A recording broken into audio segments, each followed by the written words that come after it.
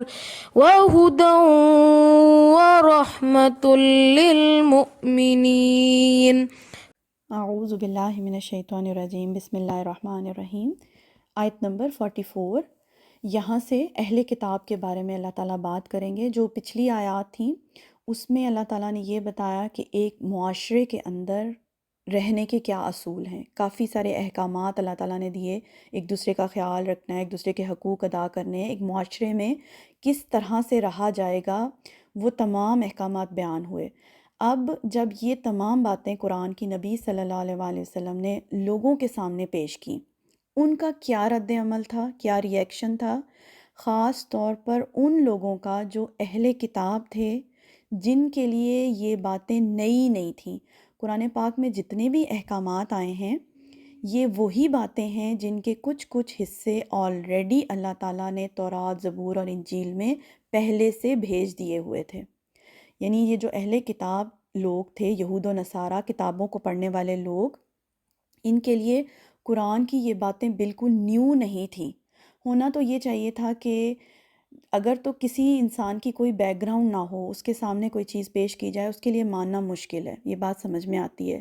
لیکن اگر انسان نے پہلے سے کوئی بات پڑھی ہوئی ہو تو اس کو فوراً ہی بات مان جانی چاہیے، اس کی تو بیک گراؤنڈ تھی، اہل کتاب کی بیک گراؤنڈ تھی۔ انہوں نے جب قرآن کی یہ باتیں سنی تو ان کو سب سے پہلے ایمان لے آنا چاہیے تھا، لیکن ہوا کیا کہ سب سے زیادہ جو دشمنی اور مخالفت وہ اہل کتاب نے ہی کی۔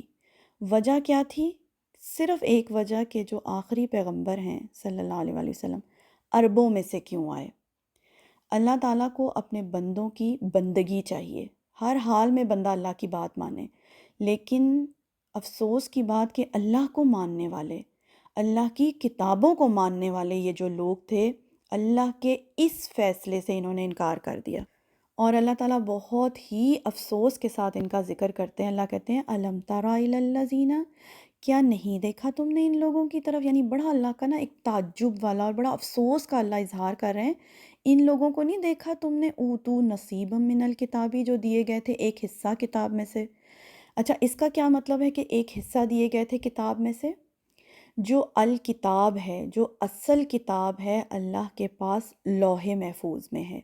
اس اصل کتاب میں سے کچھ حصے اللہ تعالیٰ نے تورات، زبور اور انجیل کی شکل میں اس دنیا میں اتارے، یعنی اس کی مکمل اور کامل فارم قرآن کی شکل میں ہمارے پاس ہے۔ یہ وہی باتیں ہیں جو قرآن میں جو کچھ بیان ہوا ہے، یہ وہی باتیں ہیں جو آلریڈی تورات، زبور اور انجیل میں بیان ہو چکی ہیں۔ اللہ تعالیٰ نے مختلف ادوار میں اس وقت کے لوگوں کی ہدایت کے لیے جتنی باتیں ضروری تھیں وہ اللہ تعالیٰ نے لوح محفوظ میں سے اتاری، اور ہر کتاب میں، ہر حصے میں اللہ تعالیٰ نے آخری نبی صلی اللہ علیہ وآلہ وسلم کی پیشن گوئی بھی کر دی۔ لیکن یہ جو کتابوں کو پڑھنے پڑھانے والے لوگ تھے، انہوں نے جان بوجھ کر نبی صلی اللہ علیہ وسلم کا انکار کیا۔ یعنی اس کا مطلب تھا کہ اپنی ہی کتاب کی بات کو انہوں نے جھٹلایا، اور جب کہ ہر طریقے سے انہوں نے نبی صلی اللہ علیہ وسلم کی آزمائش کی۔ یعنی جو یہود و نصارہ تھے، کتابوں کو پڑھنے والے لوگ، انہوں نے نبی صلی اللہ علیہ وسلم کو ہر طریقے سے آزمایا کہ آیا کہ یہ وہی پیغمبر ہیں صلی اللہ علیہ وآلہ وسلم جن کی پیشن گوئی اللہ تعالیٰ نے ان کی کتابوں میں کی ہوئی ہے۔